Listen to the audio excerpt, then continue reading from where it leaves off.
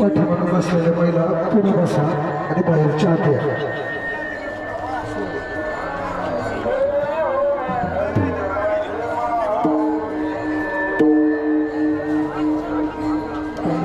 कवरदारी विठ्ठल श्री ज्ञानदेव पंढरीनाथ भगवान की और ज्ञानेश्वर महाराज की जगद्गुरु तुकाराम महाराज की प्रभु रामचंद्र भगवान की सद्गुरुनाथ महाराज की रामकृष्ण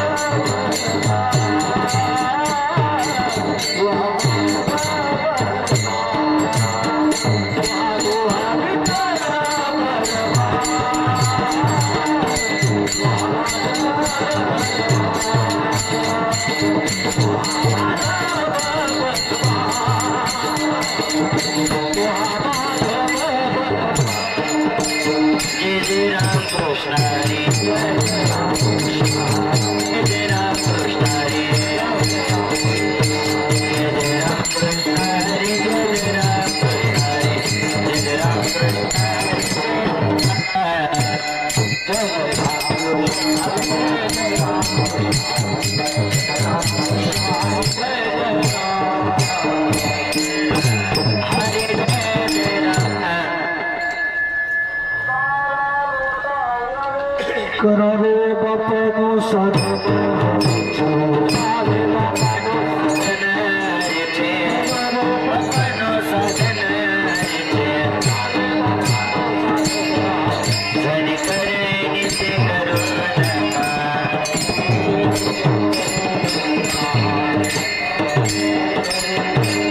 Hare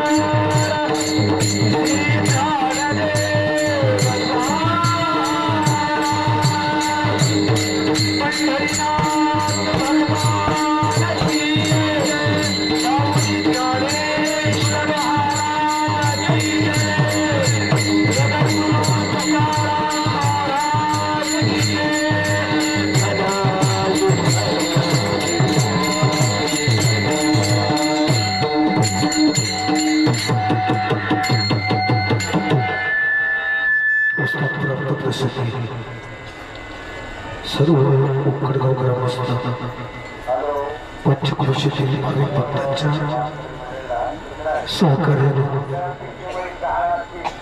संपन्न झालेला श्री क्षेत्र उक्कडगाव फक्त आवाज वाढू द्यायचा ते श्री क्षेत्र पंढरपूर दिंडी सोहळा या ठिकाणी सुंदर अशा नियोजनातून संपन्न झालेला आहे. एक 10-15 दिवसापूर्वी वेगळी धावपळ होती. दिंडीला जायचे, घरची काका उरकली पाहिजे, पिशव्या भरल्या पाहिजे. नियोजन कमिटीचं चाललं होतं. तंबूचं कागद घ्यायचं आहे, स्वयंपाकाचं यादी करायची, सामान भरायचे, वेगळी धावपळ होती. आज सुद्धा एक वेगळीच धावपळ आहे. कारण 8 दिवस प्रवास करत करत भगवंताच्या नामचिंतनामध्ये तल्लीन होऊन त्याच्या भक्तिरसात एकरूप होऊन आपण एक क्षेत्राप्रती येऊन पोहोचलो. घडतं काय सांगू का? इथं येतो आपण दशमीला. दशमीला आल्यानंतर चंद्रभागेचे स्नान होतं, पांडुरंगाच्या कळसाचं दर्शन होतं, नगर प्रदक्षिणा होती. काही शिल्लक राहत नाही. माणसं म्हणतात आता काय राहिलं, पिशा भरते तर घरी निघून जाते. ती सुद्धा एक धावपळाची. वास्तविक मला एक सांगायचं येतो, 8 दिवस आपण प्रपंच सोडून पंढरपूरला येतो का नाही? ते 8 दिवसात आपल्याला प्रपंच आठवतो का? मग इथं आल्यानंतर तो का आठवावा? विठाला विठाला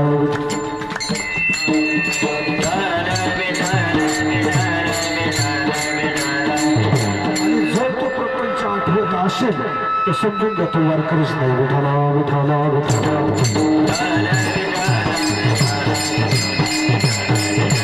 असं सुंदर असा सोहळा या ठिकाणी पार पडला.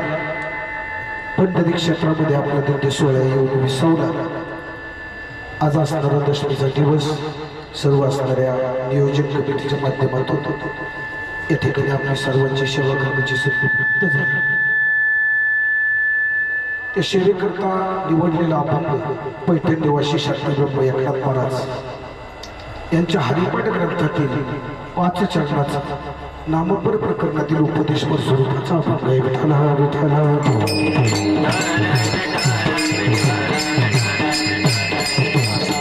अभंग मुद्दामच निवडला. खरं सांगतो माझ्या डोक्यात होतं माझी चित्त तुझे पाही राही आयुष्य करी काही दरोडी या पाही भावा हातारी दाता. पण मग अशी इतकं सुंदर हरिपाठ झाला. मला थोडं हरिपाठच बोलू. विठाला विठाला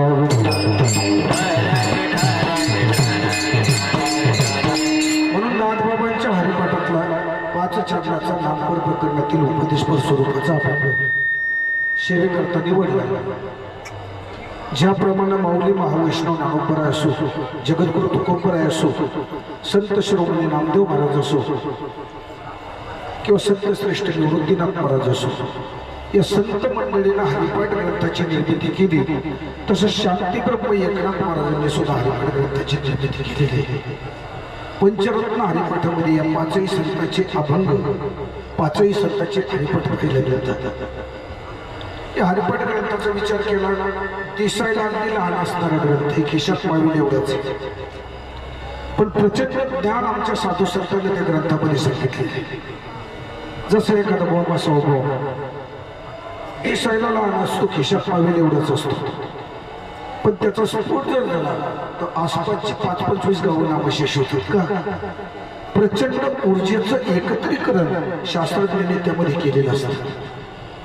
तसं हरिपाठ ग्रंथ दिसायला लहान असला, खिशात मावेल एवढाच असला तरी प्रचंड ज्ञान आमच्या साधू संतांनी त्या ग्रंथामध्ये सांगितलेले. उदाहरण पहा, कुरुक्षेत्रावर मोहग्रस्त झालेल्या अर्जुनाचा मोह घालवण्याकरता भगवान कृष्ण परमात्म्याने अर्जुनाला 700 संस्कृत श्लोकाच्या माध्यमातून जो उपदेश केला ती श्रीमद भगवद्गीता. त्या श्रीमद भगवद्गीतेचा प्राकृतामध्ये ज्ञानेश्वरीच्या रूपानं माऊली महावैष्णव ज्ञानोबरायांनी अनुवाद केला. आमचे नामदेव महाराज त्याचं वर्णन करताना सांगतात, गीतालंकार नाम ज्ञानेश्वर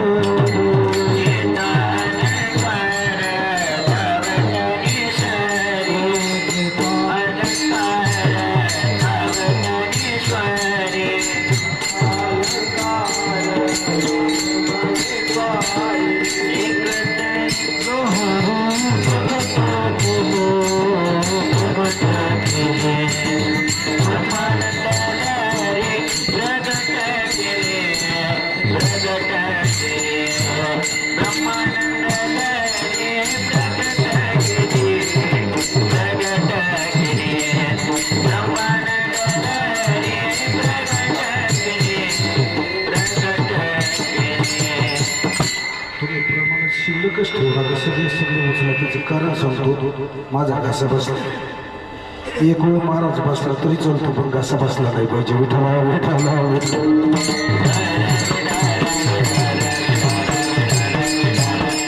संत शिरोमणी नामदेव महाराज सांगतात की माऊली महावैष्णव ज्ञानोबरायांनी संस्कृत असणाऱ्या गीतेवर प्राकृत ज्ञानेश्वरीच्या रूपाने अलंकार चढवला.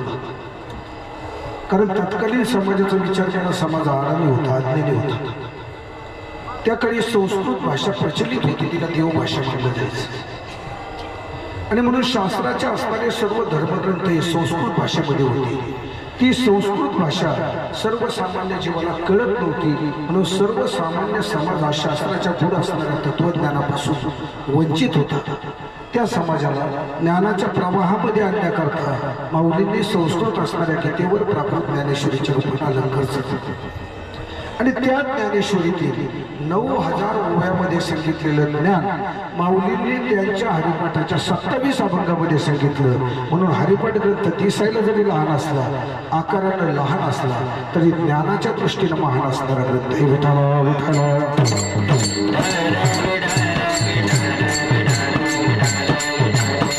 तसं शांतीब्रह्म एकनाथ महाराजांचा विचार करायचा झाला, समाजाचा उद्धार व्हावा, वांग मार्गाला चाललेला समाज सन्मार्गाला यावा, शास्त्राचं गुण असणारं तत्वज्ञान सर्वसामान्य जीवाला प्राप्त व्हावं, याकरता नाथबाबांनी फार मोठं वाङ्मय निर्माण केलं. महाराज अभंग, गवळणी, भारुड, भावार्थ रामायण लिहिलं. एकनाथी भागवतासारखं महाकाव्य निर्माण केलं. आणि त्या एकनाथी भागवताच्या 31 अध्यायामध्ये सांगितलेलं तत्वज्ञान नाथबाबांनी त्यांच्या हरिपाठाच्या 26 अभंगामध्ये सांगितलं. म्हणून हरिपाठ ग्रंथ दिसायला जरी लहान असला तरी ज्ञानाच्या दृष्टीनं महान असणारा ग्रंथ हे. विठ्ठला विठ्ठला.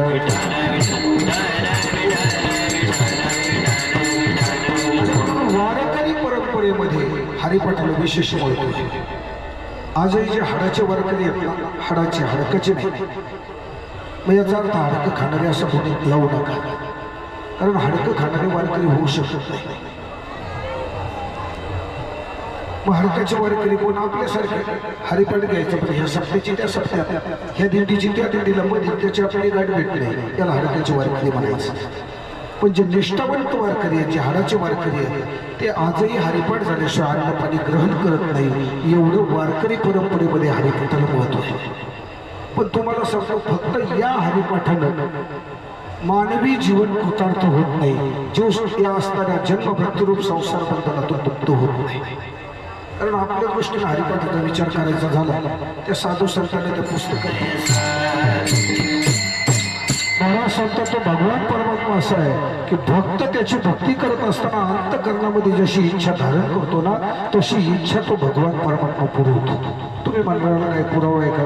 तुम्हाला मी महाभारतातले पुरावा सांगतो. महाभारती युद्ध संपलं आणि एक दिवस भगवान कृष्ण परमात्माने अर्जुन संध्याकाळच्या वेळेला फिरण्याकरता कांबे कोणामध्ये गेले. ते कांबे कोणातलं मनमोहक वातावरण पाहिलं. ते वातावरण अर्जुनाच्या अंतःकरणाला एवढं भावलं की अर्जुनाच्या मनामध्ये इच्छा निर्माण झाली, जरी इथं सुभद्रा असती तर. भगवान कृष्ण परमात्म्यानं अर्जुनाच्या अंतःकरणातली इच्छा जाणली, कारण तो भगवान परमात्मा मन केवढा आहे. कबीर महाराज सांगतात, मुंगी के पाव में घुंगरू बांधे वो भी अल्लाह सुनता है. मुंगीच्या पायात बांधलेला घुंगराचा आवाज भगवंताला येतो. भक्ताच्या अंतःकरणामध्ये निर्माण झालेली इच्छा देवाला कळणार नाही का? म्हणून अर्जुनाच्या अंतःकरणामध्ये निर्माण झालेली इच्छा भगवान कृष्ण परमात्म्यानं जाणली आणि सांगितलं, अर्जुना बराच वेळ इथं थांबायचं, आपल्याकडे पाणी नाही, तू इथं बस, मी सरोवरावरून पाणी घेऊन येतो.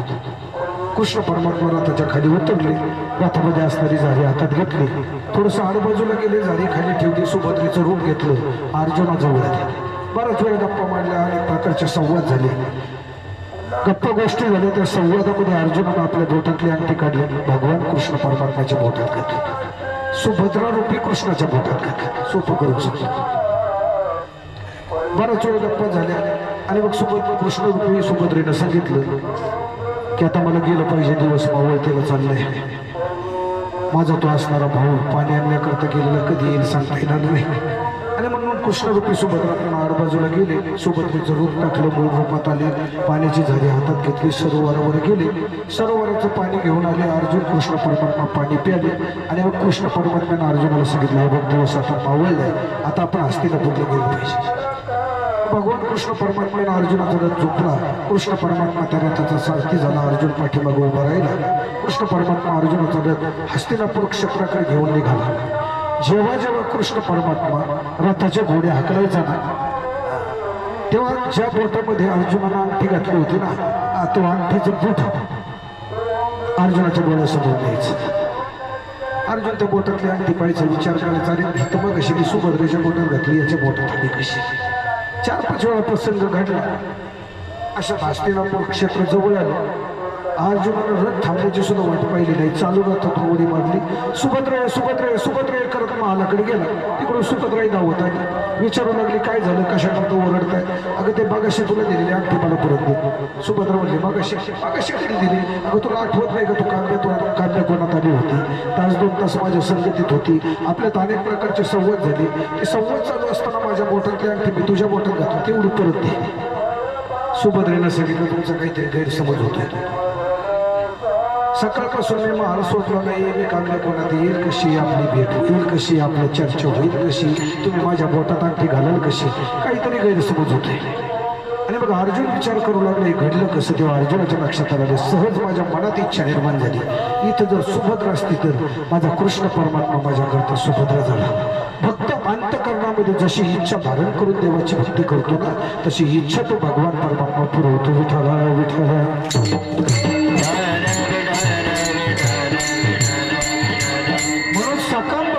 जात नाही, पण सकाम भक्तीचं रूप देवावर होत नाही.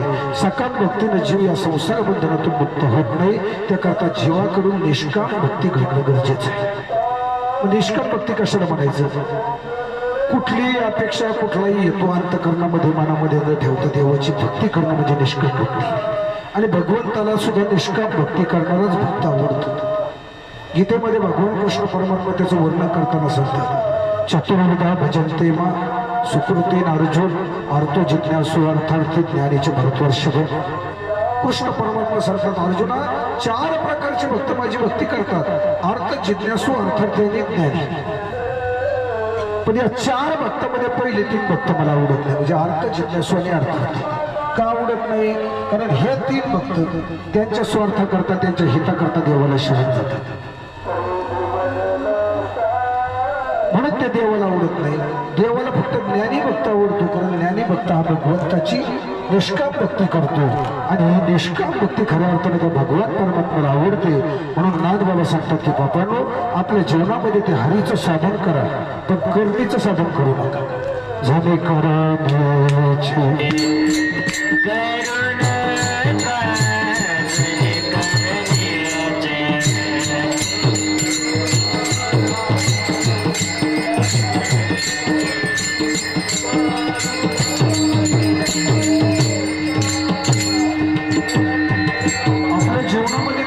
साधन करा, पण करणीचं साधन करू नका. मग करणीचं साधन म्हणजे काय, एखादं म्हणून करणी भानापती ती इकडे नाही चालत पार पडतात, ती अंधश्रद्धा आहे. आणि साधू संतांनी अंधश्रद्धेचा निषेध केलेला आहे. पण करणीचं साधन म्हणजे काय, मानापणा करता, मोठेपणा करता, लौकिक करता देवाची भक्ती करू नका. तर खऱ्या अर्थाने या संसार बंधनातून मुक्त होण्याकरता देवाची भक्ती करा. विठाला विठाला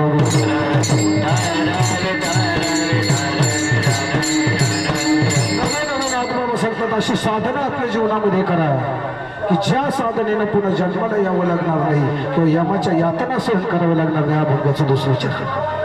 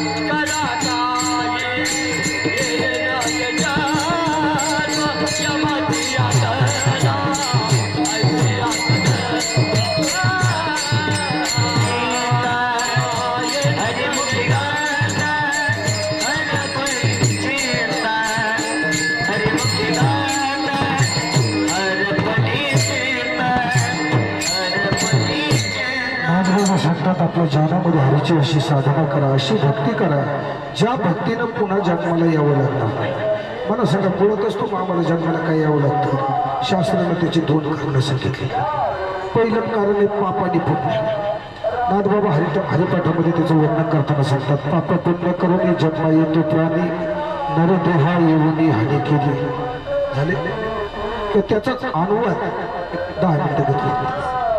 नाथबाबा भागवतामध्ये करतात, सुकृत दुष्कृत समान समे, तळे पाविजे कर्मभूमी, त्याची पडेगा विषमी स्वर्गग्रामी काय नरकी. नाथबाबा सांगतात, पुण्य जास्त झालं स्वर्गाची प्राप्ती होईल, पाप जास्त झालं नरकाची प्राप्ती होईल. तर जेव्हा पाप आणि पुण्य समान होतं तेव्हा मनुष्य देहाची प्राप्ती होते. म्हणून जन्माला येण्याचं पहिलं कारण आहे पाप आणि पुण्य, आणि दुसरं कारण आहे वासना. हरिपाठामध्ये नाथबाबा त्याचं वर्णन करताना सांगतात, जन्म घेणे लागे वासनेच्या संगे, त्याची झाले अंगी हरिरोग. अंतकाळी प्रयाणकाळी जीवाची जशी वासना निर्माण होते ना, तसं देह प्राप्त होत असतो. बरं जड भरत राजाचं एक सुंदर दृष्टांत आहे. तुम्ही आता उकडगावच्या लोकांनी बरेच वेळा ऐकलं असेल. तो राजा जड भरत, ज्याच्या नावावर नाही देशाला नाव पडलं भारतात, बरेचसे बाहेरचे म्हणून सांगत होते. सामान्य नव्हते, ते मोक्ष स्थितीपर्यंत पोहोचलेले महात्मे होते. एकदा राजा जड भरत एका जलाशयामध्ये नदीमध्ये स्नान करत असताना एक गर्भवती हरणी पाणी पिण्याकरता. हरणी पाणी पित असताना जंगलामध्ये वाघाने डरकळी फोडली. हरणी घाबरली, स्वतःचा जीव वाचवण्याकरता तिने नदीच्या पलीकडच्या तीरावर उडी मारली. अशातच तिचा असणारा गर्भ त्या जलाशयामध्ये त्या पाण्यामध्ये पडला. हरणी मात्र त्या जंगलामध्ये पसार झाली आणि हे दृश्य राजा जड भरत अगदी जवळून पाहत होते. राजाच्या अंतःकरणामध्ये त्या हरणाच्या पाडसाबद्दल दया निर्माण झाली. राजाने ते पाडस पाण्याबाहेर काढले, त्याला आपल्या आश्रमामध्ये घेऊन आला. यथायोग्य पद्धतीने त्याचं पालन पोषण सांभाळ करू लागला. राजाला त्या पाडसाचा एवढा स्नेह जडला, एवढा लळा लागला, अगदी जेवताना उठताना बसताना झोपताना ते पाडस डोळ्यासमोर दिसायचं. राजा अगदी जपाला तपाला ध्यानाला बसलेला असला तरी ते पाडसच डोळ्यासमोर दिसायचं. ते पाडस थोडंसंही डोळ्यावर झालं की राजा झोपेतून खडबडून जागा व्हायचा. एवढा स्नेह, एवढा लळा राजाला त्या पाडसाचा जडला. कालांतराने ते पाडस मोठं झालं, स्वतःच्या इच्छेनं जंगलात निघून गेलं. राजा जड भरत मात्र राहून राहून त्या पाडसाचे गुण आठवू लागला आणि अशातच काळानं राजा जड भरतावर झडप घातली. परिणाम घाला तो घाताला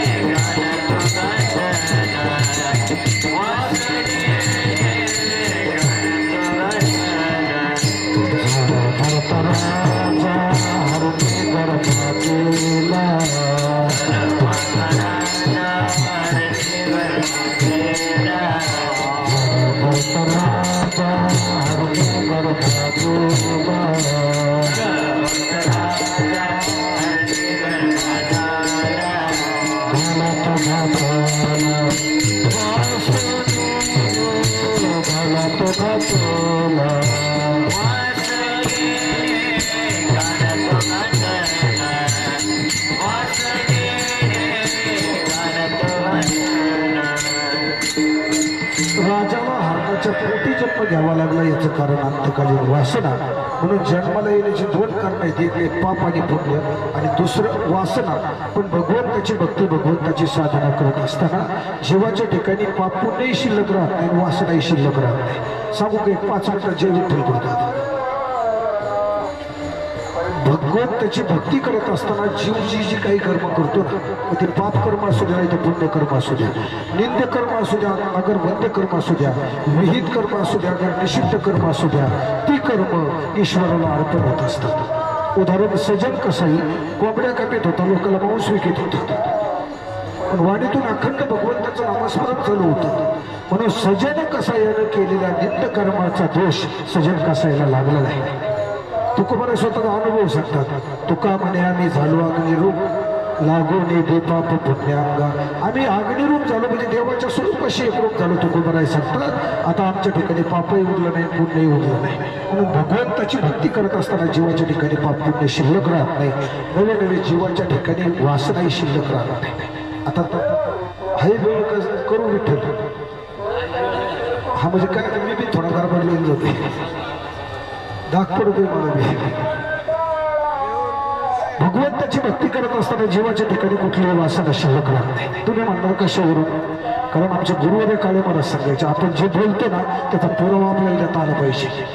तो कुठल्या ग्रंथातलं आहे, कुठल्या श्लोकातलं आहे, कुठल्या ओवीतलं आहे ते आपल्याला समाजाला सांगता आलं पाहिजे. नाही तर माणसं कधी कधी एवढे आडवे भेटतात. तुम्हाला सांगतो मी एक ठिकाणी प्रवचनाला गेलो तर हे सांगू नये कीर्तनात पण तरी सांगतो.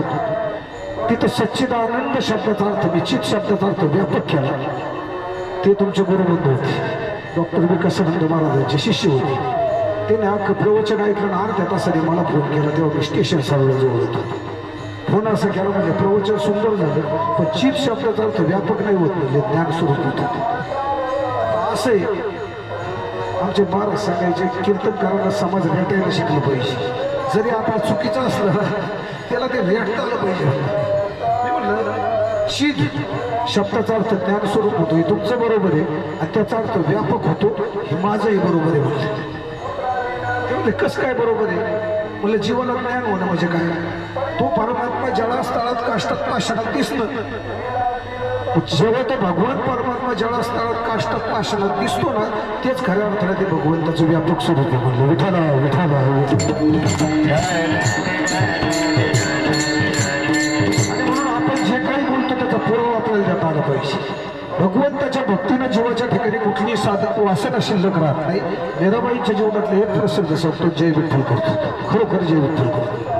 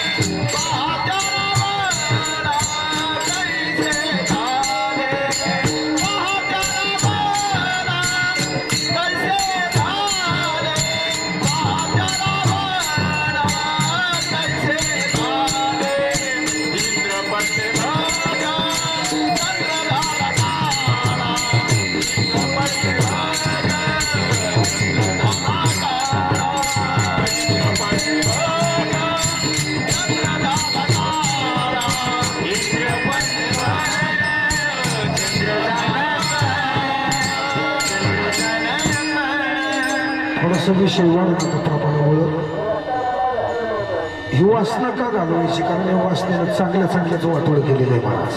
त्याचं वर्णन त्या भागात आहे. वासनेच्या संगे नको जावं म्हणा तुम्ही स्वर्गात बघा.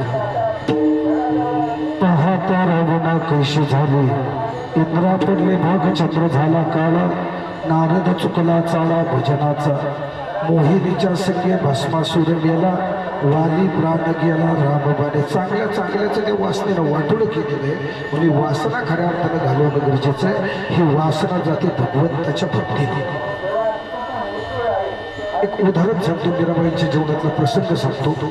राजस्थानमधील रतनसिंह राजाची कन्या मीराबाई लहानपणापासून कृष्ण भक्तीची आवड म्हणून रतनसिंह राजाने एक सुंदर असणारी कृष्णमूर्ती मीराबाईला भेट दिली. मीराबाईने ती मूर्तीची स्थापना आपल्या मंदिरामध्ये केली. अखंड त्या मूर्तीच्या पूजा करू लागल्या. तासन तास त्या मूर्तीसमोर बसून त्या असणाऱ्या कृष्ण परमात्म्याचे गुणानुवाद वर्णन करू लागल्या, त्याचं भजन करू लागल्या. आणि अशा मीराबाईंचं वय वाढत गेलं, तशी भक्ती वाढत गेली. मीराबाई पुढं पुढं पायात घोंगरं बांधून त्या असणाऱ्या कृष्ण परमात्म्यासमोर तासन तास नाचू लागल्या. आणि मग समाजामध्ये मीराबाईंची अपकीर्ती सुरू झाली. चांगल्या गोष्टीपेक्षा वाईट गोष्टीची चर्चा समाजात फार लवकर होती. मीराबाईंची अपकीर्ती सुरू झाली. पहा, राजाची मुलगी पायात घोंगरं बांधते नाचते. ती अपकीर्ती रत्नशिव राजाच्या कानावर गेली. मीराबाईला जवळ बोलावून घेतलं. सांगितलं, मीरा, तू लहान होती तोपर्यंत तुझ्या दृष्टीने ठीक होती. आता तू लग्नाच्या वयात आली, उपर झाली. आता या वयात पायात घोंगरं बांधून नाचणं योग्य नाही. त्यापेक्षा एखादा चांगला राजपुत्र पाहतो, तुझं लग्न करून देतो. मीराबाईने सांगितलं, मी माझ्या या देहाचं समर्पण त्या कृष्ण परमात्म्याला केले. म्हणून कृष्ण परमात्मा सोडून जगतामध्ये अन्य असणारे पुरुष माझ्या दृष्टीने पित्यासारखे भावासारखे. पण तरीही समाज रीतीप्रमाणे रतनसिंह राजांना मीराबाईचा विवाह भोजराजाबरोबर करून दिला. विवाह झाल्यानंतर भोजराजाला मीराबाईनं सांगितलं, व्यावहारिक दृष्टीने जरी आपण पती असलो तरी मी तुम्हाला रती सुख देऊ शकत नाही, पत्नी सुख देऊ शकत नाही, कारण मी या देहाचं समर्पण त्या कृष्ण परमात्म्याला केलेलं आहे. भोजराजाला मीराबाईच्या अंतःकरणातली भक्त जाणली आणि मग कुठल्याच प्रकारचा सासरवास न करता राजमहालामध्ये असणाऱ्या वरच्या भागातील एक खोली मीराबाईंना राहण्याकरता दिली. मीराबाई त्या खोलीमध्ये अखंड त्या कृष्णाची भक्ती करू लागली. त्या असणाऱ्या भोजराजाच्या महालामध्ये भंगी समाजातली एक स्त्री रोज कामं करता यायची. ती नेहमी प्रसन्न असायची, आनंदी असायची.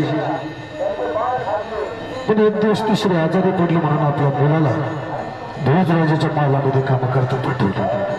सकाळची वेळ मीराबाईंचं स्नान झालेलं, देवपूजा झाली आणि पूजेमध्ये शिल्लक राहिलेलं पाणी तुळशी वृंदावनात टाकण्याकरता मीराबाई बाहेर आल्या.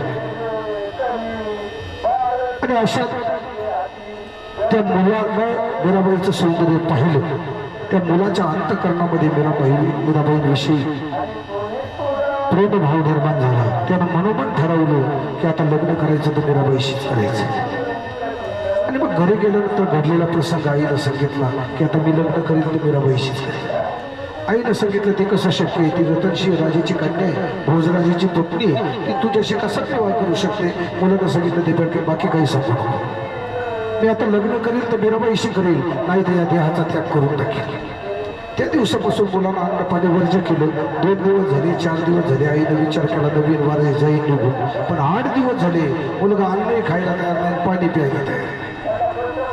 आणि मग त्या मुलाचे विचार, त्या मुलाचं दुःख त्या आईच्या अंतःकरणामध्ये निर्माण झालं. पण तरीही न चुकता ती आई, ती भक्ती समाजातली स्त्री रोज भोजराजाच्या महालामध्ये कामं करता येत होती. एक दिवस मीराबाईंना त्या स्त्रीला पाहिलं. तिच्या चेहऱ्यावरचं दुःख मीराबाईंना जाणवलं. आणि मग मीराबाई बाहेर आल्या. विचारू लागले, मावशी, अनेक वर्षापासून तुम्ही आमच्याकडे कामाला येता. पूर्वी तुम्ही अगदी प्रसन्न असायच्या, आनंदी असायचे, पण आता तुमच्या चेहऱ्यावर मला दुःखाची छटा दिसते. असं काय दुःख तुमच्या अंतःकरणामध्ये आहे? आता खरं तर त्या स्त्रीला घडलेला प्रसंग मीराबाईंना सांगण्याची अजिबात इच्छा होती. पण मुलावर असणाऱ्या काळजीपोटी त्यांनी सांगितलं की 8 दिवसापूर्वी मी आजारी पडले, माझ्या मुलाला तुमच्या महालामध्ये कामं करता पाठवलं. त्याने तुमचं सौंदर्य पाहिलं आणि तो तुमच्या सौंदर्यावर एवढा मोहित झाला की हट्ट धरून बसलाय. आता लग्न करेल तर मीराबाईशीच करेल. 8 दिवस झाले माझ्या मुलांना अन्न पाणी वर्ज केलेले आहे. तो मरणासन्न अवस्थेला प्राप्त झाला. त्याचं शरीर आता क्रूप झालं. कुठल्याही क्षणी त्याचा आत्मा देहाला सोडून जाईल हे सांगता येत नाही. तेच दुःख माझ्या अंतःकरणामध्ये आहे. ते स्त्रीचं ते संभाषण ऐकलं. मीराबाई हसल्या. सांगितलं, फक्त एवढंच आहे ना, तुमच्या मुलाला माझ्याशी लग्न करायचं आहे ना, ते लग्न करायला तयार आहे. पण त्याकरता माझी एक अट आहे, तुमच्या मुलाला 3 दिवस अखंड ओम नमो भगवते वासुदेवाय या मंत्राचा जप करा. बरोबर 3ऱ्या दिवशी संध्याकाळी मी तुमच्या घरी येऊन तुमच्या मुलाशी लग्न करेन. घडलेला प्रसंग त्या स्त्रीनं आपल्या मुलाला सांगितलं. त्यालाही आनंद झाला. 2ऱ्या दिवशी पहाटे 5 वाजता त्यानं अनुष्ठान लावलं. बहिर्मुख झालेली इंद्रिय अंतर्मुख केली. मनाच्या सर्व भक्ती एकरूप केल्या आणि अखंड त्या भगवंताचं तो भजन करू लागला. ओम नमो भगवते वासुदेवाय या मंत्राचा तो जप करू लागला. जसं जसं त्याचा जप वाढू लागला तसं तसं एक एक विकार त्याचं देहरूपी घर खाली करू लागला. कारण नामाचा महिमा वर्णन करत असताना तुकोबराय सांगतात, काम क्रोध हे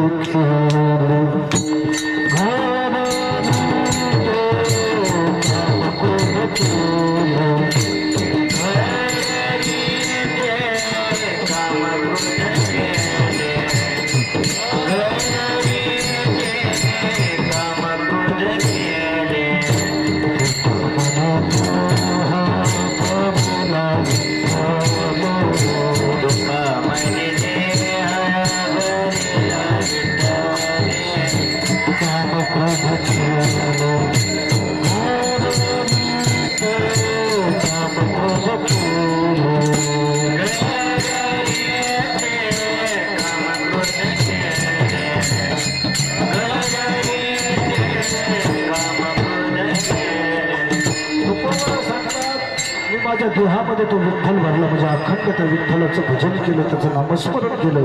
त्याचा परिणाम असा झाला, काम क्रोधादी विकारानं माझं देहरूपी घर खाली गेलं. म्हणून जसं जसं त्या मुलाचा जप वाढू लागला तसं तसं एक एक विकार त्याचं देहरूपी घर खाली घुसला लागला. तो मुलगा अखंड 3 दिवस ओम नमो भगवते वासुदेवा या मंत्राचा जप करत होता. त्याचा परिणाम असा झाला, त्याचं चित्त आता निर्विकार झालं.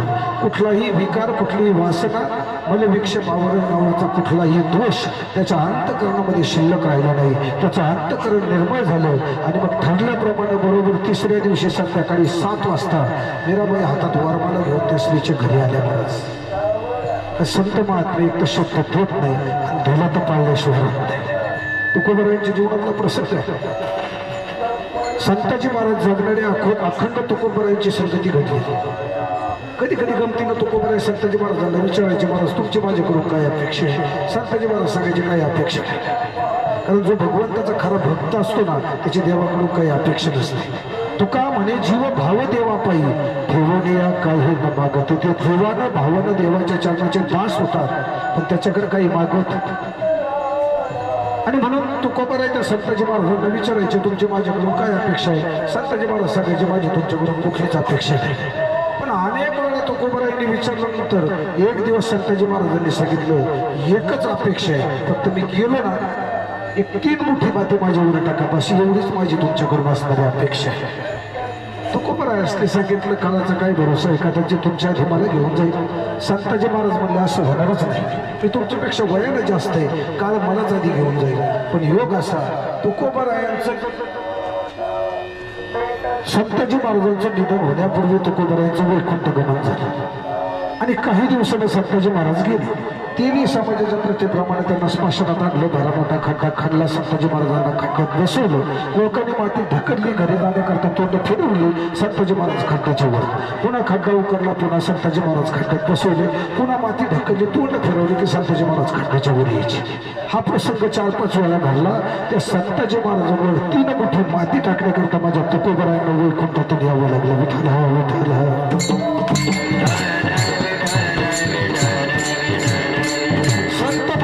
शब्द देत नाही, दिला तर पूर्ण केल्याशिवाय राहत नाही. इथे सुद्धा मीराबाईंनी त्या भक्ती समाजातल्या स्त्रीला शब्दच दिला होता, तुझ्या मुलाने जर 3 दिवस अखंड ओम नमो भगवते वासुदेवा या मंत्राचा जप केला ना, 3ऱ्या दिवशी संध्याकाळी मी तुझ्या घरी येऊन तुझ्या मुलाशी लग्न करेन. कारण मीराबाईंचा भगवंताच्या भक्तीवर, भगवंताच्या नामावर विश्वास होता महाराज. आणि मग 3ऱ्या दिवशी संध्याकाळी मीराबाई त्या स्त्रीच्या घरी आल्या. घरामध्ये तो मुलगा भगवंताच्या साधनेमध्ये एकरूप झाला होता. मीराबाई त्याच्या समोर जाऊन उभ्या राहिल्या. सांगितलं, डोळे उघड, मी तुझ्याशी विवाह करण्याकरता. त्या मुलानं डोळे उघडले, पण त्याला आता समोर मीराबाई दिसत नव्हत्या. सावळी असणारी कृष्णाची चतुर्भुज मूर्ती दिसत होती. कारण त्याचं चित्त आता निर्विकार झालं होतं. त्याच्या चित्तामध्ये आता कुठल्याही प्रकारची वासना शिल्लक राहिलेली नव्हती. म्हणून भगवंताची भक्ती, भगवंताची साधना करत असताना जीवाच्या ठिकाणी कुठली वासनाही शिल्लक राहत नाही किंवा पाप पुण्यही शिल्लक राहत नाही. मग मला सांगा, पाप पुण्यही शिल्लक राहिलं नाही आणि वासनाही शिल्लक राहिलं नाही, पुन्हा जन्माला यायचं काय कारण आहे? पुन्हा जन्मालाच नाही आला तर मृत्यू यायचं काय कारण आहे? यमाच्या यामना सहन करायचं काय कारण आहे? म्हणून नागबाबा सांगतात, आपल्या जीवनामध्ये अशी भगवंताची साधना करा, अशी त्याची निष्काम भक्ती करा की ज्या भक्तीनं पुणे जन्माला यावं लागणार नाही किंवा यमाच्या यातना सहन करावं लागणार नाही. विठोबा कुमार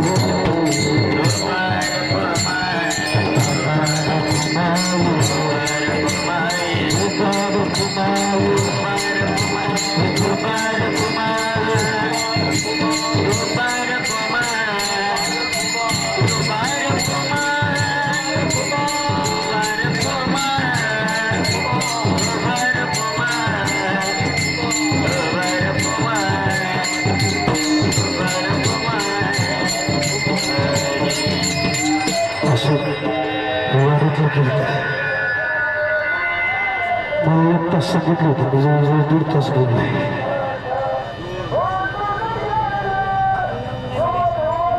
म्हणून सगळ्यांच्या दिलगिरी व्यक्त करतो. काय होतं, कोणी कीर्तन करा सुद्धा एकदा भावना विवाद झाला ना, एकदा त्या विषयामध्ये राहिला की त्याला बाहेर पडता येत नाही.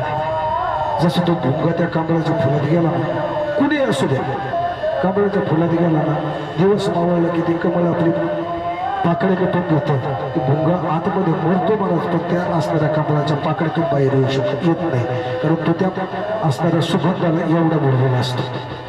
आणि म्हणून कुणीही कीर्तन करा सुद्धा, दादा महाराज असू द्या, आमच्या रंजनाताई असू द्या, मी असू द्या, किंवा अजून कोणी कीर्तन करा आपल्याकडे, पोपट महाराज असू द्या, ते विषयात रंगलेला महाराज की विषयातून बाहेर पडता येत नाही. म्हणून एक अर्धा तास जास्त बोलल्याबद्दल मी सगळ्यांची दिलगिरी व्यक्त करतो. अभंग 5 चरणाचाही आपण 2 चरण सोडवायचा प्रयत्न केला, 3 चरण शिल्लक राहिले. आपल्याकडे वेळ शिल्लक नसल्यामुळं जेव्हा मला कधी सिद्धी प्राप्त होईल तेव्हा त्या 3 चरणांचा आपण विचार करू. ज्ञानेश्वर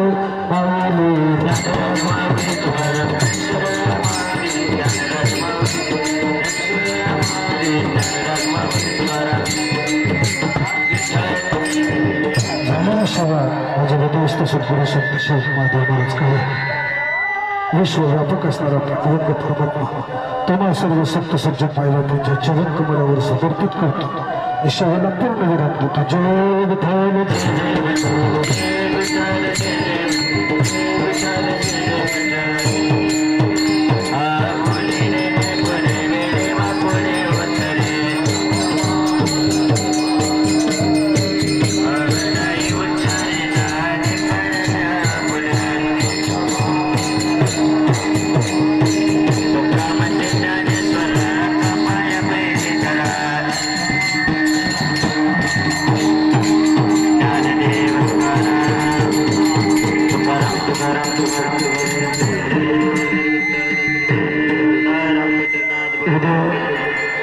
सकाळी पहाटे 5 वाजता काकणावी 5 ते 7. त्याच्यानंतर चंद्रभागेचं स्नान आहे. आता चंद्रभागेत मला नाही वाटत सगळं ज्यांना ज्यांना जसं जसं शक्य होईल तसं तसं स्नान करत तिकडून आल्यानंतर इथं फराळ होईल, एखादं प्रवचन होईल. प्रवचन झाल्यानंतर दिवसभर आपल्याकडे गुणवंत वादक गायक कलाकार मंडळ महाराष्ट्रातले ख्यातनाम गायक वादक आपल्या दिल्ली सोहळ्यामध्ये होते. सुंदर असा संगीत भाषणाचा कार्यक्रम होईल. पुन्हा 5 वाजता हरिपाठ होईल. हरिपाठ झाला की कीर्तन होईल. याची सर्व भाविकांनी नोंद घ्यायची. आता स्वयंपाक तयार आहे, सगळ्यांनी जेवण करतो बसायचं. तुम्हाला कबर भारत श्री ज्ञानदेव तुकाराम पंढरीनाथ भगवान की जय. मौली ज्ञानेश्वर महाराज की जय. जगद्गुरु तुकाराम महाराज की जय. वाचन त्याला चाली लावणं, त्याच्या तालावर नाचणं, पावल्या खेळणं याला आपण हरिपाठ समजतो. पण या हरिपाठानं मानवी जीवन कृतार्थ होऊ शकत नाही. जीव जन्म मृत्यूरूप संसार बंधनातून मुक्त होऊ शकत नाही. त्याकरता जीवनामध्ये हरीचा पाठ घडणं महत्वाचं आहे. मग हरीचा पाठ म्हणजे काय? आमच्या गुरुवर्य काळेबाबा त्याचं सुंदर विवरण करायचे. वर्गामध्ये शिक्षक मुलांना जो अभ्यास करायला सांगतात त्याला वर्गपाठ म्हणतात. शाळा सुटल्यानंतर दुसऱ्या दिवशी घरून करून आणायला जो अभ्यास सांगतात त्याला ग्रहपाठ म्हणतात. तसं या मानवी जीवनामध्ये हरायचा अभ्यास करणं म्हणजे हरिपाठ.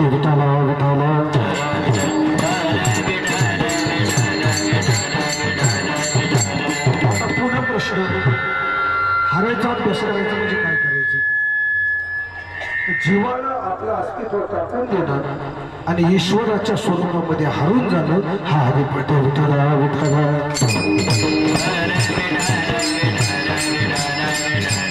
नाथबाबा भागवतामध्ये एक सुंदर ओवी टाकतात. कर्पूराग्निशी झगटे तवते कर्पूरत्व घुमते, किंवा त्याचा अनुवाद माऊलीने हरिपाठात केला आहे. कापुराच्या माते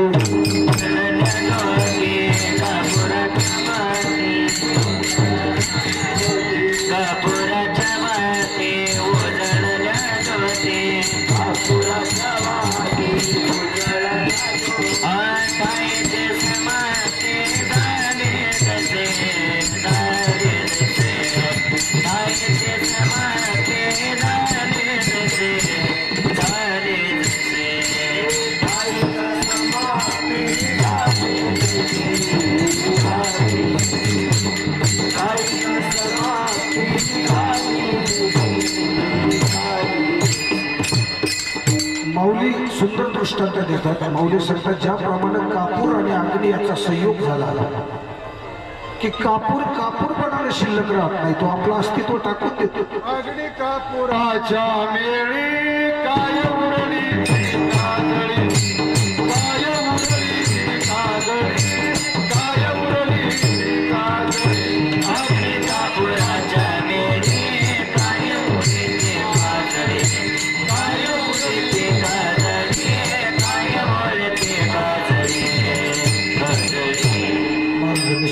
प्रमाण दिलं तुकोबरायांच्या गाथ्यातलं प्रमाण आहे. कापूर आणि अग्नीचा संयोग झाला की कापूर कापूरपणाने शिल्लक राहत नाही, तो आपलं अस्तित्व टाकून देतो.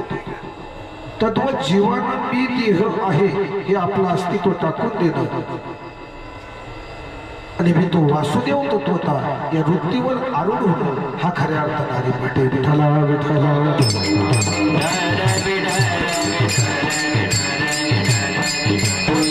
तुकोबरायसुद्धा गाथ्यामध्ये एक दृष्टांत देतात. लवण मिळविता जो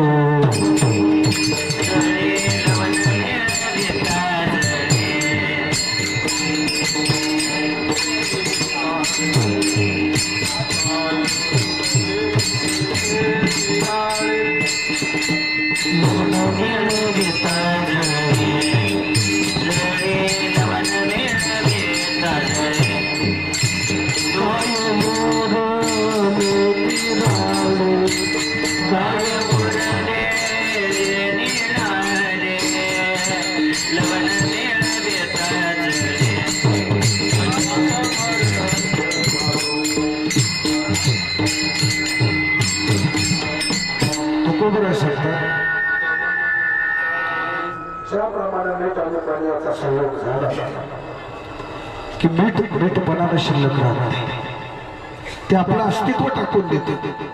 पाण्याच्या स्वरूपाशी एकरूप होतं. तद्वत जीवानं मी देह आहे हे आपलं अस्तित्व टाकून देणं आणि अहम ब्रह्मास्मी या वृत्तीवर आरूढ होणं हा खऱ्या अर्थानं हरिपाठ आहे. विठाला विठाला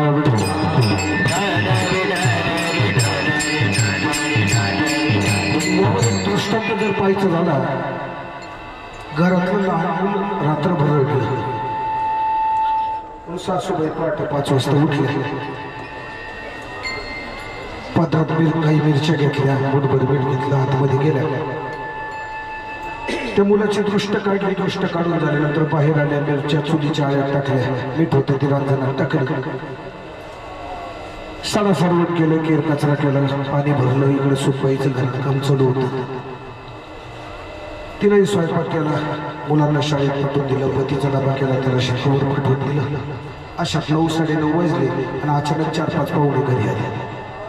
त्या पाहुण्यांना पाहिलं, सासूबाईला मोठा आनंद वाटला.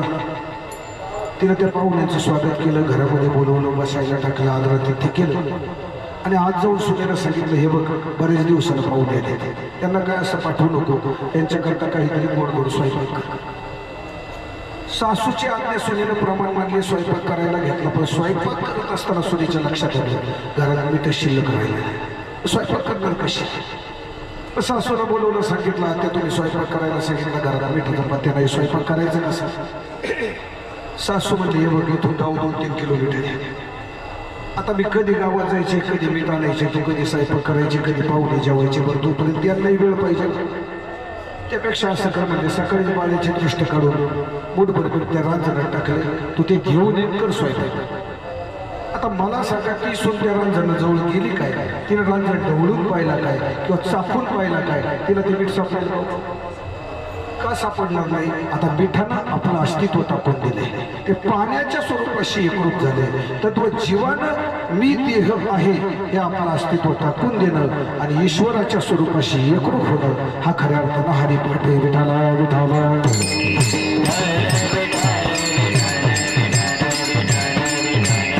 आणि हाच हरिपाठ करण्याकरता त्या विश्वव्यापक असणाऱ्या परमात्म्यानं तो आम्हाला जन्माला घातलेला आहे.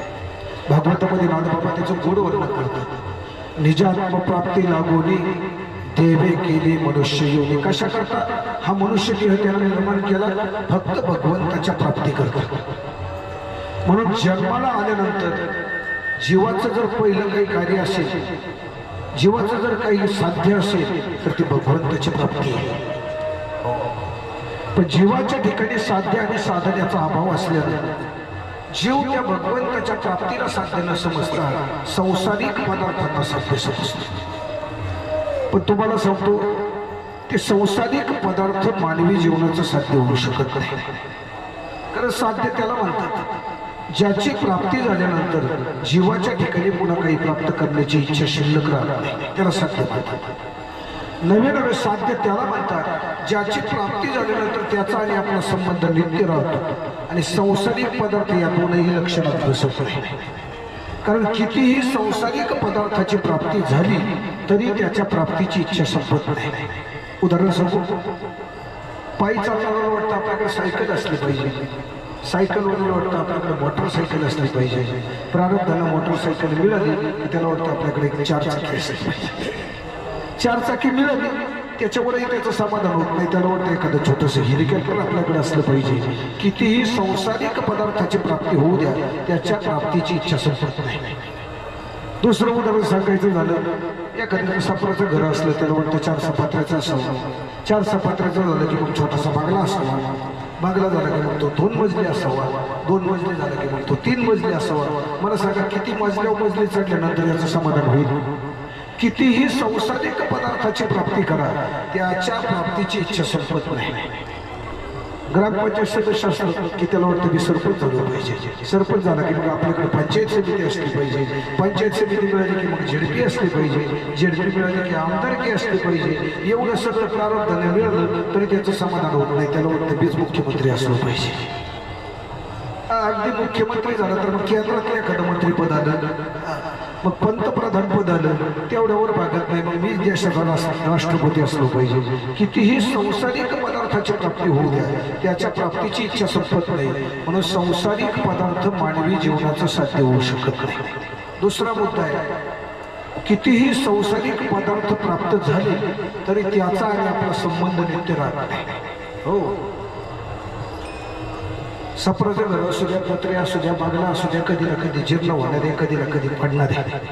सायकल असू द्या, मोटरसायकल असू द्या, 4 चाकी असू द्या, हेलिकॉप्टर असू द्या, कधी ना कधी बिघडणारे, टाकून द्यावं लागणारे, विकावं लागणारे.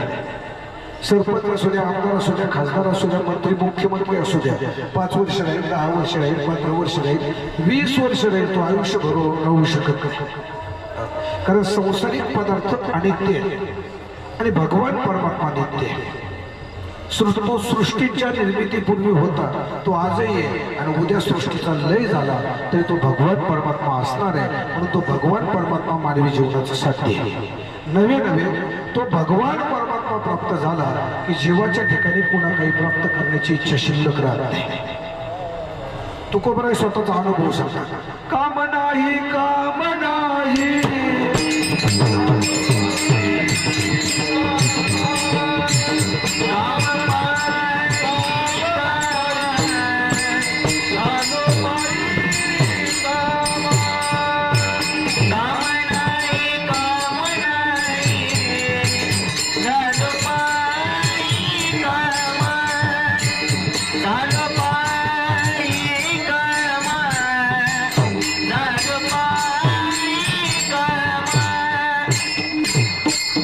विश्वव्यापक असणाऱ्या भगवान परमात्म्याची प्राप्ती झाल्यानंतर तुकोबराय सांगतात, आता माझ्या ठिकाणी कुठलाच काम उरला नाही. काम शब्दाचा अर्थ इच्छा, कुठली इच्छा शिल्लक राहिली नाही.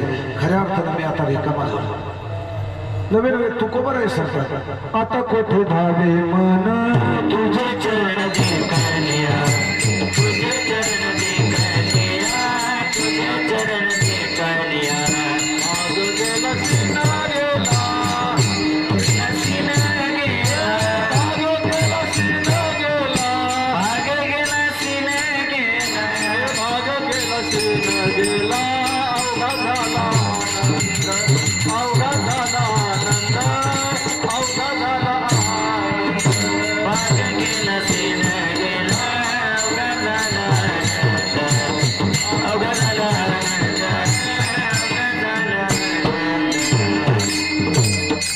जगद्गुरु तुकोबराय सांगतात, देवा तुझे चरण पाहिले, तुझ्या रूपाचा स्वरूपाचा साक्षात्कार माझ्या जीवनामध्ये प्राप्त झाला आणि माझ्या मनाची धाव संपली. वास्तविक मनाची धाव कुठपर्यंत? देवाच्या स्वरूपाला जाऊन मिळेपर्यंत. मला सांगा, नदीची धाव कुठपर्यंत? समुद्राला जाऊन मिळेपर्यंत. एकदा नदी समुद्राला जाऊन मिळाली, त्याच्या स्वरूपाशी एकरूप झाली की तिची धाव संपून जाते. तद्वत हे मन जेव्हा त्या ईश्वराच्या स्वरूपाशी एकरूप होतं ना, तेव्हा मनाची धाव संपून जाते. नवे मनाचं मन पण शिल्लक राहत नाही, मनच राम होऊन जातं. तैसा समरस झालो तुझ माझी हरवलो, तुझ माझी हरवलो, तुझ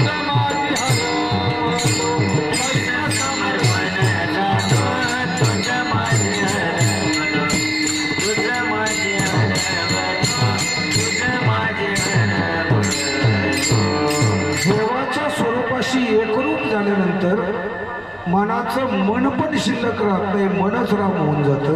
मग मला सांगा इच्छा निर्माण करणारं कोण आहे? मला हे पाहिजे, मला ते पाहिजे, मला बांगला पाहिजे, गाडी पाहिजे, माडी पाहिजे, साडी पाहिजे, सगळ्या इच्छा निर्माण करणारं कोण आहे? हे इच्छा निर्माण करणारं मन आहे. आणि हे मन एकदा ईश्वराच्या स्वरूपाशी एकरूप होऊन गेलं ना की ते मनाच्या ठिकाणी मन पण शिल्लक राहत नाही. मग इच्छा निर्माण व्हायचं काय काय?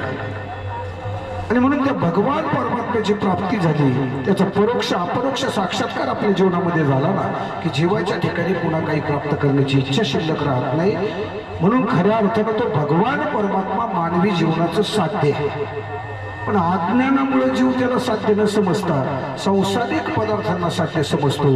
रात्रंदिवस त्या संसारिक पदार्थाच्या प्राप्तीकरता धडपड करतो. मला सांगा, पहाटे उठल्यापासून रात्री झोपेपर्यंत जे काय आपले प्रयत्न चाललेले आहे, जी काय आपली धडपड तडपड चालली, कशा करता चालली? फक्त संसारिक पदार्थाच्या प्राप्ती करता चाललेली आहे. कारण त्या संसारिक पदार्थांना आपण साध्य समजून बसलेले आहे. अज्ञानामुळे त्यांना आपण साध्य समजतो आणि रात्रंदिवस त्याच्या प्राप्तीकरता धडपड करतो. पण एक दिवस सृष्टी नियमाप्रमाणे तो काळ तो आम्हाला घेऊन जायला येतो. त्या काळानं आजपर्यंत कुणाला सोडलेलं नाही. तुकोबराय सांगतात, येथ गुरु नाही आले अवतार एरते पामर जीव किती. अगदी रामकृष्णादी अवतार या मृत्यू लोकात झाले, त्यांना सुद्धा काळानं सोडलं नाही महाराज. किंवा कबीर महाराज सांगतात, पीर मरे पैगंबर मरे मर गए हकीम जोगी अरे जत तपी संन्यासी मर गए पड गए काल की फाशी. पीरासारखे पैगंबरासारखे देव महात्म्या भूतलावर अवतीर्ण झाले कबीर महाराज सांगतात. हो, पण त्यांना सुद्धा देह सोडून जावं लागलेलं आहे. चांगदेवासारखे योगी जपी तपी संन्यासी या भूतलावर अवतीर्ण झाले. आपलं भाग्य आहे महाराज. त्या चांगदेव महाराजांची जन्मभूमी आपल्यापासून 3 किलोमीटर नारायणपूरमध्ये. हे आपलं भाग्य आहे. कारण चांगदेव हे काही सामान्य साधू नव्हते. 14 विद्या 64 कला त्यांना अवगत होत्या. ते चांगदेव महाराज पुंतांब्याला साधना करत बसले ना, लोक डोलेले मूर्ती आणून टाकायचे आणि त्यांच्या समाधीचं उत्थान झालं की ते मूर्ती उठून पडायचे. एवढा सामर्थ्यवान असणारा महात्मा पण देह सोडून जाऊ लागलेला आहे.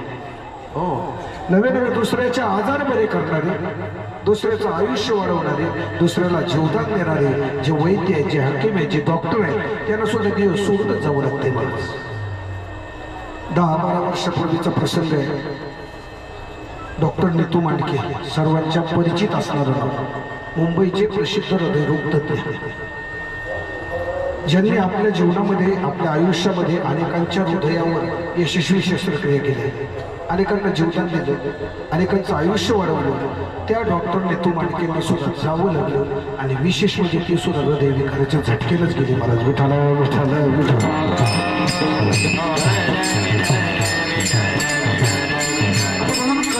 सांगतात की दुसऱ्याला जीवदान देणारे, दुसऱ्याचं आयुष्य वाढवणारे जे वैद्य आहेत, जे हकीम आहेत, जे डॉक्टर आहेत, त्यांना सुद्धा देह सोडून जावं लागते. कारण देहावर काळाची सत्ता आहे. नवे नवे या सृष्टीमध्ये जे जे आकाराला आलं महाराज, अवघाची आकार ग्रासियला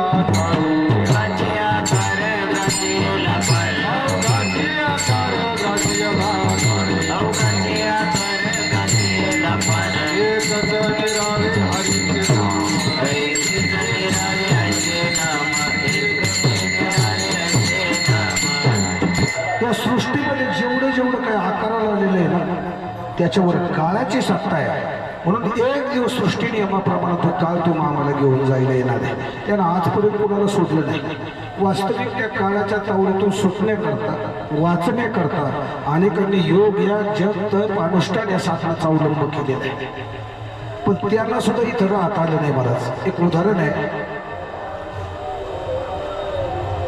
भगवान विष्णू परमात्म्यानं वराह अवतार धारण करून हिरण्याक्षाचा वध केला. हिरण्याक्ष हा हिरण्यकश्यपूचा होता. आणि मग भगवान विष्णूनं त्या हिरण्याक्षाचा वध केल्यानंतर हिरण्यकश्यपू रागानं लाल झाला. त्यानं आपल्या भावाच्या वधाचा बदला घ्यायचं ठरवलं. पण त्याकरता आपण अमर असावं, या त्रैलोक्याचं सार्वभौम सम्राट असावं म्हणून तो हिरण्यकश्यपू मंदराच्या डोंगराच्या दरीमध्ये तपश्चर्या करता जात बसला. त्याच्या तपश्चर्यावर भगवान ब्रह्मदेव प्रसन्न झाले. सांगितलं, मी तुझ्या तपश्चर्यावर प्रसन्न आहे, तुला काय पाहिजे तो वर माग. हिरण्यकश्यपूने सांगितलं, मला अमरत्व प्राप्त व्हावं असं वर झालं. ब्रह्मदेवानं सांगितलं ते शक्य नाही. कालपर्यंत कुणी अमर नव्हता, आज कुणी अमर नाही, पुढे कुणी अमर होणार नाही. कारण जन्म आणि मृत्यू हे या सृष्टीचं घटनाचक्र आहे. माऊली ज्ञानेश्वरीमध्ये त्याचं वर्णन करताना सांगतात, उपजेते नासे नाशिले पुनरपे दिशे हे घटिका यंत्र जैसे परिभ्रमेग. माऊली सांगतात त्या सृष्टीमध्ये जे उपजतं, जे जन्माला येतं ते नाशिक, त्याचा एक दिवस नाश होतो. नाशिले पुनरपी दिशे, ज्याचा नाश होतो ना ते पूर्व कर्मानुसार पुन्हा जन्माला येतं आणि जन्माला आलं की त्याला मृत्यू आठवतो. म्हणून जन्म आणि मृत्यू या सृष्टीचं घटनाचक्र आहे. ब्रह्मदेवानं सांगितलं म्हणून मी तुला अमरत्व प्राप्त व्हावं असं वर देऊ शकत नाही. हिरण्यकश्यपूला डोकं खाजवलं, सांगितलं ठीक आहे, तुम्ही मला अमरत्व प्राप्त व्हावं असं वर देऊ शकत नाही ना, एक करा, दिवसा किंवा रात्री, घरात किंवा घराबाहेर, पृथ्वीवर अगर आकाशात माणसाकडून अथवा प्राण्याकडून कुठल्याही शस्त्रानं अस्त्रानं माझा मृत्यू होणार नाही असा वर मला द्या. आता मला सांगा, यात हिरण्यकश्यपूचा हेतू काय होता? मला अमरत्व प्राप्त व्हावं हाच हेतू होता. कारण माणसाचा मृत्यू एक तर दिवस होईल, नाही तर रात्री होईल, घरात होईल नाही तर घराच्या बाहेर होईल, पृथ्वीवर होईल किंवा विमानाला विमान धडकून आकाशात तरी होईल, माणसाकडून होईल किंवा कुठल्या तरी प्राण्याकडून होईल किंवा कुठल्या तरी शस्त्रानं अस्त्रानं माणसाला मृत्यू येईल. पण यापैकी कुठल्याच कारणानं माझा मृत्यू होऊ नये असा वर हिरण्यकश्यपूनं ब्रह्मदेवाकडे मागितला. याचं एकच कारण आहे, मला अमरत्व प्राप्त व्हावं ही त्याची इच्छा होती. पण त्याला सुद्धा इथं राहता आलं नाही.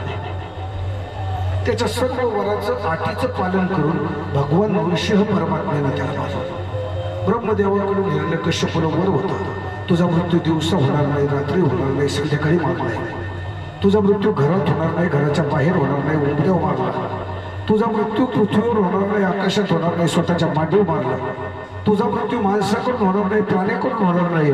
भगवान नृसिंहाचं धड माणसाचं होतं, शिरसिंहाचं होतं, माणूसही नाही, प्राणी नाही.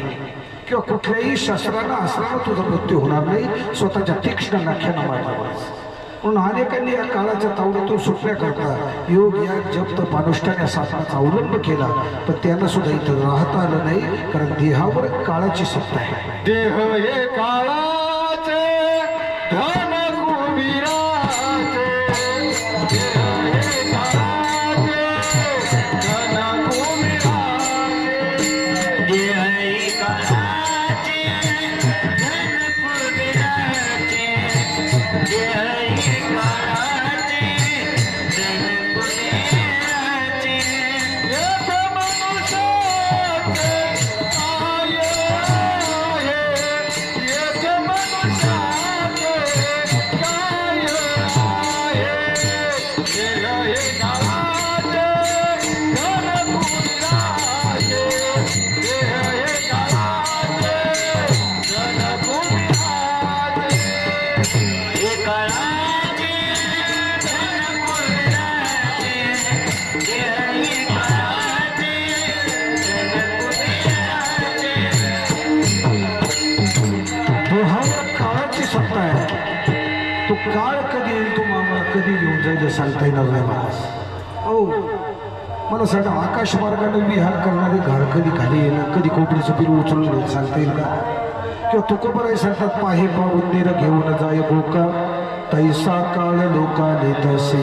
बोका जसा मुद्रावर झडप घालतो ना, तसा काळ तो आम्हाला घेऊन जातो. मग मला सांगा, कधी बोका येईल, कधी मुद्रावर झडप घालून सांगता येईल का? तसं तुम्हाला आम्हाला तो काळ कधी घेऊन जाईल हे सांगता येणार नाही. म्हणून आहे तोपर्यंत माणसानं चांगलं जीवन जगावं, चांगलं जगावं, चांगलं वागावं, चांगलं जीवन जगावं, जेणेकरून गेल्यानंतर समाज पाठीमागं आपलं नाव घेईल. कबीर महाराज सांगतात, तू जब पैदा हुआ जग हसे तू रोये. तू जेव्हा जन्माला आला ना, जग हसत होतं. बरं झालं गंगेला पोरगं झालं, 4-5 पोरी होते, पोरगं नव्हतं, गंगेला पोरगं झालं, बरं झालं म्हणून जग हसत होतं.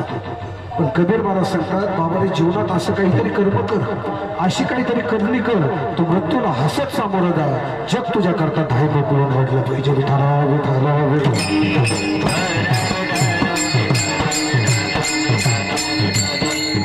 आणि म्हणून खऱ्या अर्थानं भगवंतानं जेवढं आयुष्य आपल्याला दिलंय ना, तेवढं आयुष्य आपण चांगल्या प्रकारे जगलं पाहिजे. एकही क्षण त्या हरीच्या भजनाशिवाय, त्या हरीच्या भक्तीशिवाय नाही घालवलं पाहिजे. कारण तो काळ कधी येईल, मला कधी घेऊन जाईल सांगता येत नाही. माणसं चालता चालता जातात, बोलता बोलता जातात. आणि मग नंतर विषय होतो. काल दुपारी ती भेटले राहू नगरमध्ये भेट झाली आणि चहा चहा पेलो संध्याकाळी कळतो तो केला. कारण हा असणारा मनुष्य देव क्षणभंगूर आहे. आपल्या काकड्यामध्ये एक प्रमाण तुम्ही रोज ऐकलं, क्षणभंगूर नाही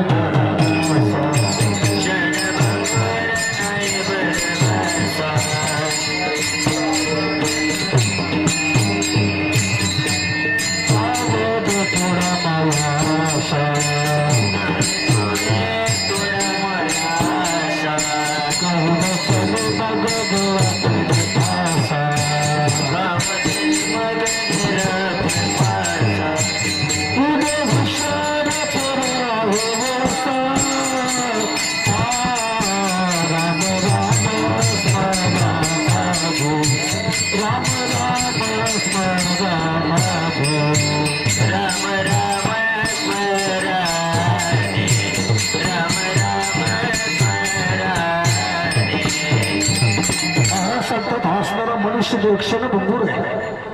कारण त्या काळाचा भरोसा नाही, कधी येईल कधी घेऊन जाईल सांगता येणार नाही. त्या काळानं काही गिळायला सुरुवात केली, काही लाड गिळले, काही गिळत आणले तरी कळायला तयार नाही. महाराज जे नुकते जन्माला निघाला काळानं गिळायला सुरुवात केलेली, आपल्यासारखे अर्ध्या तिकीटवाले त्यांना काळानं अर्ध गिळलेले. आणि जे टेकले होईल कमरात वाकले, हातात काठी, डोळ्याला चष्मा, असे जे आहेत ना त्यांना काळानं गिळीत आणले. पण तरी आपण याचा विचार करायला तयार नाही. पण महाराज सांगतात असणारा मनुष्य एक क्षणभंगूर आहे. तो काळ कधी येईल कधी घेऊन जाईल सांगता येणार नाही. म्हणून एक क्षणही वाया घालू नको. अखंड त्या भगवंताची भक्ती कर, भगवंताची साधना कर. कारण त्या भगवंताची साधना, त्या भगवंताची भक्ती जर जीवनामध्ये घडली ना, जीवाला कृतार्थता प्राप्त होईल. जेव्हा संसार बंधनातून मुक्त होईल खऱ्या अर्थाने त्याच्या जीवनाचा शेवटचा दिवस गोड होईल. पण जर आयुष्यभर त्या भगवंताची भक्तीच केली नाही, त्याची साधनाच केली नाही, कधी आळंदी पंढरीची वारी केली नाही, कधी कपाळाला गद लावला नाही, कधी गळ्यात माळ घातली नाही, कधी कीर्तनाला नाही, कधी हरिपाठाला नाही, कधी काकड्याला नाही, मला सांगा त्याला जर काळ घेऊन गेला तर त्याला काही गती प्राप्त होईल? काय गती प्राप्त होईल मला सांगा? त्याला नरकात जाऊन पडावं लागेल. मला नरकात नाही तरी काय थोडी हो, नाही तरी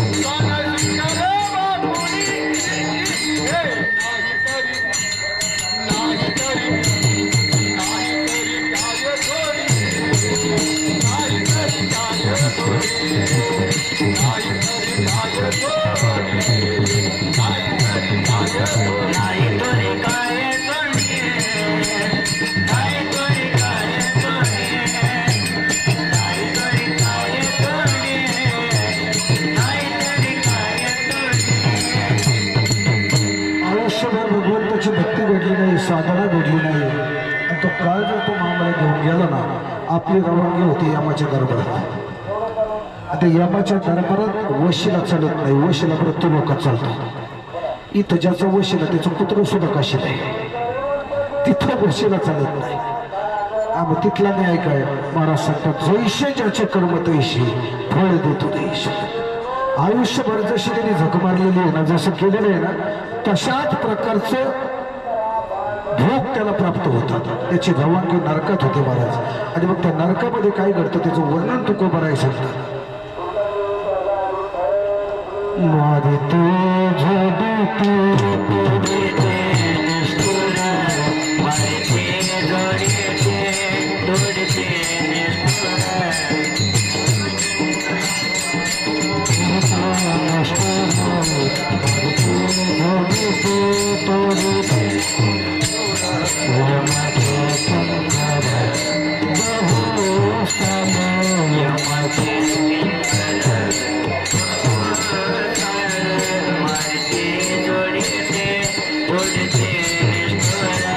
Marite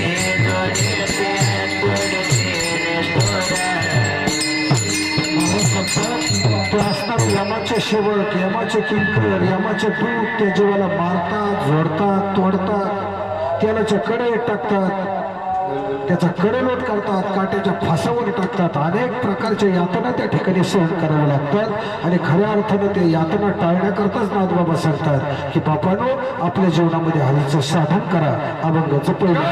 रे बापानो साधन हरीचे, करा रे बापानो साधन हरीचे, करा रे बापानो साधन हरीचे, करा रे बापानो साधन हरीचे,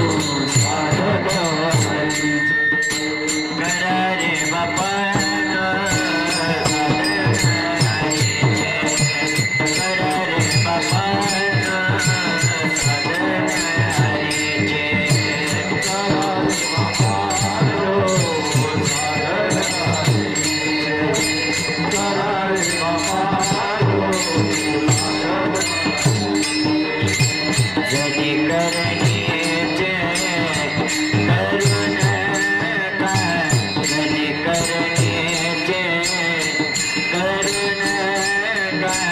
हरि मुक्ति गाता रे परिचेता, हरि मुक्ति गाता रे परिचेता,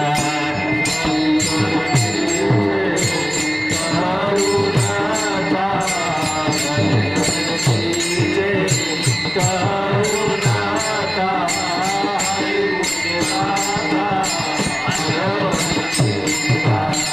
हरि मुक्ति गाता हरि मुक्ति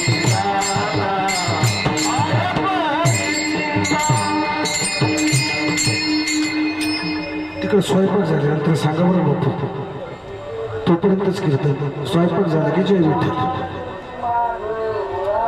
नाथबाबा सांगतात, तुम्हाला ते जन्म मरणाचं दुःख टाळायचं आहे ना, तर यमाच्या यातना टाळायच्या आहेत ना, आपल्या जीवनामध्ये हरीचं साधन करा, हरीचं साधन करा.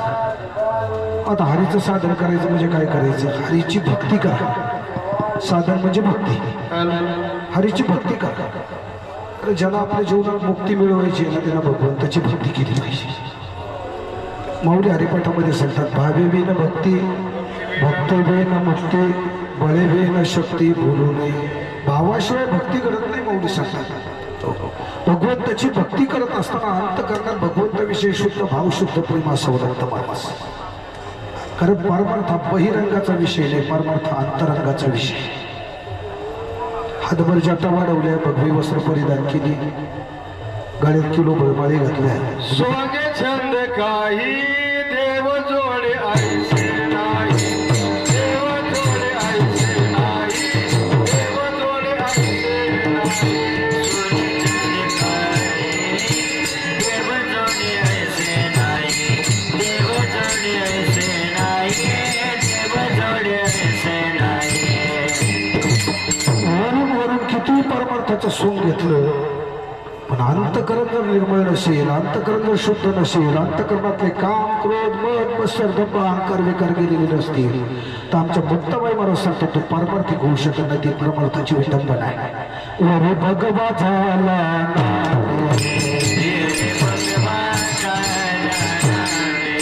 अंतरी वश केला,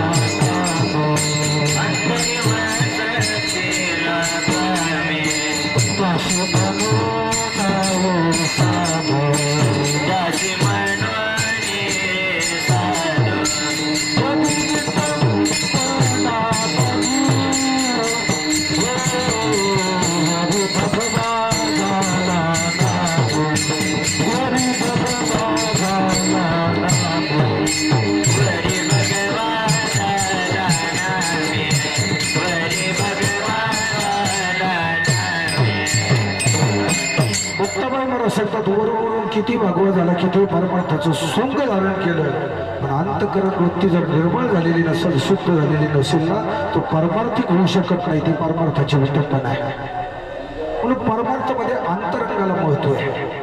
आणि त्याकरता भगवंताची भक्ती जर करायची असेल ना, त्या अंतरंगामध्ये त्या भगवंताविषयी प्रेम, भगवंताविषयी आपुलकी, जिव्हाळा, भाव अंतकरणामध्ये असावा लागतो. तेव्हाच खऱ्या अर्थाने ती भक्ती शुद्ध भक्ती ठरते. आणि जर भगवंताची मध्ये शुद्ध भाव नसेल तर त्या भक्तीचं वर्णन नाथबाबा करतात. रांडवीने जोग शृंगारे तुला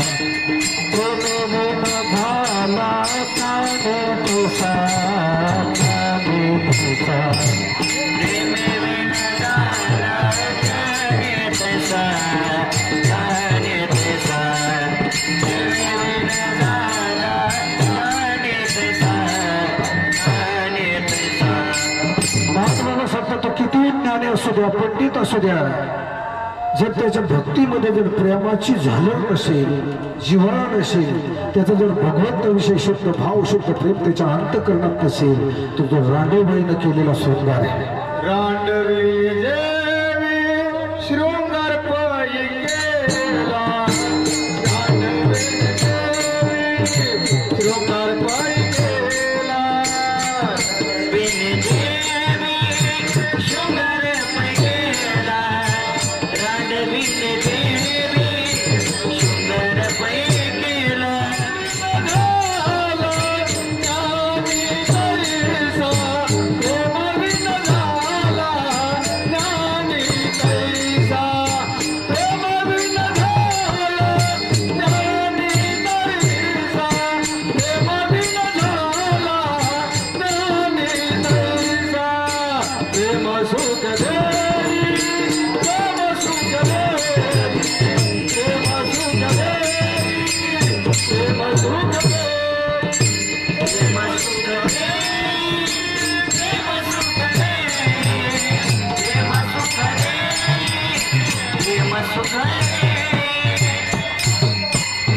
सुंदर प्रमाण मला झाले.